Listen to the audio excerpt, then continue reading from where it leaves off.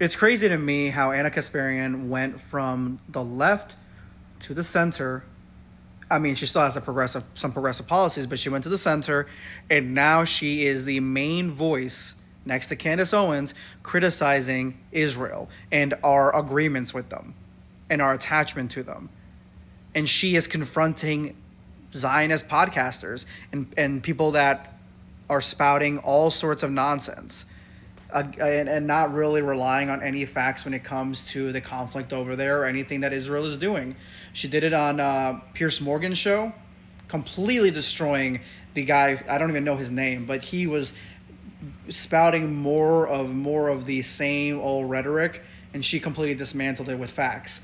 And now she did the exact same thing on a different podcast with the Biden ex staffer. The I forget her name, but she was on the podcast as well. But also Julian Michaels, who I had no idea was a Zionist podcaster at all. I thought she was just a workout instructor. I don't know. But apparently she had been telling them that she didn't want to talk about anything Israel, and then they brought it up anyway. And then so she crashed out fully when Anna really went in on Netanyahu.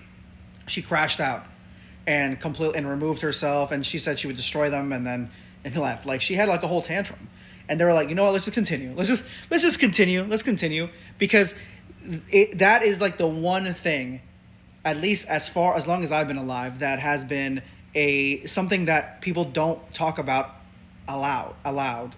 They're not allowed to talk about, it seems like, out loud, which is any criticism on Israel. It's always stand with Israel. It's always give money to Israel. It's always, if you don't do it, then you're called horrible names when that's not the case.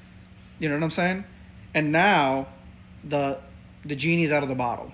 Everything that's been going on with Charlie Kirk, everything that's been going on in general over there with Gaza, the genie's out of the bottle. Everyone's seeing the reality of the situation. The reality of the situation is quite obvious, and that is why people are finally speaking up. And the more voices that speak up against a foreign country, basically, I don't having some sort of control, having any control over our government at all through financial institutions, through APAC, like that needs to be looked at, and it needs to be completely dismantled.